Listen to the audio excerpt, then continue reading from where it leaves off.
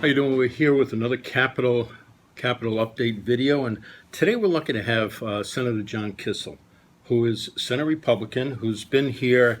It seems to him maybe about 30, 40 years on certain days, but actually, John, you've been here how long as an elected? I'm in my 25th year, my 13th term, and 23 years on the Judiciary Committee, and the last at least 16 as the ranking member, and this year as one of the co-chairs. Is there anybody on the Judiciary Committee right now who's been on the committee longer than you? I don't believe so. Okay.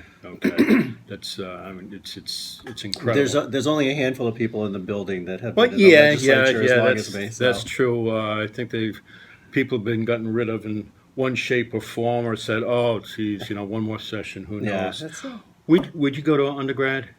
University of Connecticut, where I received Bachelor of Science in Education, a Bachelor of Arts in History, and then went on to Western Wingate College School of Law. Okay, remembering that you and my son share the same dorm, different years.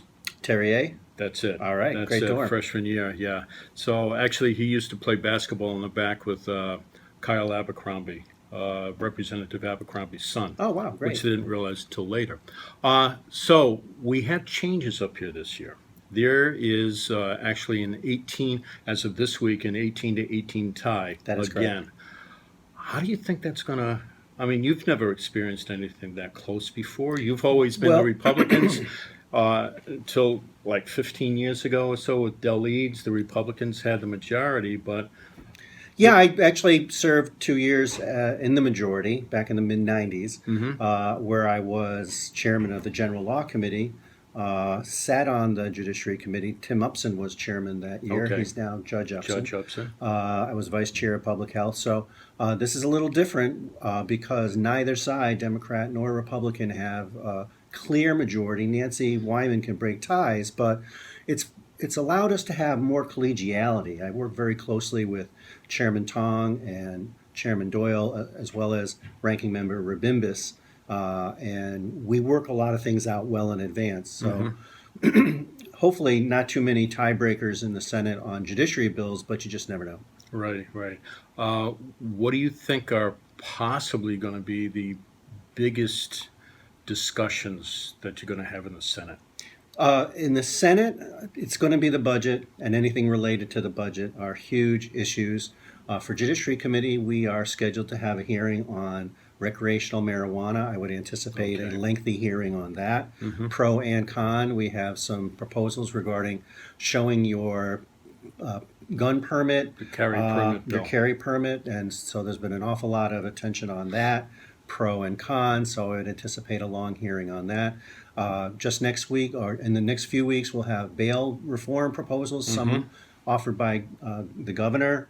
Some juvenile justice proposals, some offered by the governor, and usually those engender a good turnout. So we're due for some lengthy Judiciary Committee hearings, but again, I would anticipate that when it comes to our bills on this committee, we're going to try to iron out those differences, Senator Doyle and myself, And to the that's best we can. And that's the best way they can go. If you don't have to waste time talking about things that we're going to agree to disagree. That's doesn't take Right. yeah, it doesn't grab the time. We've just gotten through a lot of judges. Yeah, it seems like we had a real lot of judges this year, and we still have more coming down the road. All those for reappointment have gone through. I believe all those for Yeah. reappointment, although there may be some magistrates, The magistrates for the first time, you're gonna maybe hear some them. workers' compensation commissioners are due. So those could be reappointments. There'll be some new judges, I'm sure. So, yeah. Yeah, I hear there's a couple of new appellate judges who are ready, but I don't think they've been announced yet So we'll because see. there's two empty spots there. Maybe one will be our former colleague, Senator Coleman, former Senator Coleman. Who knows? He has picked up his paperwork. Good. He has, which was the first thing to do: clean out the office and pick up your paperwork. In your time here, what are maybe the two biggest issues that you have had to deal with? Well, clearly, the death penalty and same-sex marriage. And even though both of those were ultimately decided by Supreme Court decisions, they engendered very lengthy public hearings over multiple years. And so, yeah, we spend an awful lot of time on those issues. We spend a lot of time on issues regarding family court matters, guardians ad litem, and alimony and things like that. We don't really have those bills this year, given the committee a little bit of a breather. The issues do come up, though, when Right. we talk about certain judges. But those hearings go well into the night, and anything touching upon gun owners' rights.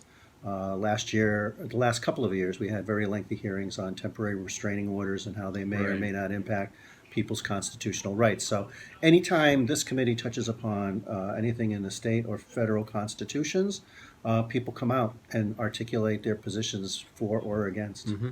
Now, with the fact that the folks in your towns have entrusted an awful lot to you over these years, I've been very lucky. I want to thank all of my constituents. and those are the people who vote for you. I mean, you're one of the guys who always reminds people that you represent. You know, it's the old Tip O'Neill thing. I mean, you're always talking about not just your family, but That's right. But the good people of North Central Connecticut. but the folks in your district. Yes. And Well, if I don't have their trust and confidence, I can't oh, right. do the job that I think is one of the best jobs in the world Right. that I personally love. And if you were to say the legislation that you were involved in, that over these years you were the most proud of, I almost said most proudest, the most proud of legislation, what would that or those couple of things be? Well, I'd like to. There's not any one single piece of legislation. There's a lot of stuff out there that I was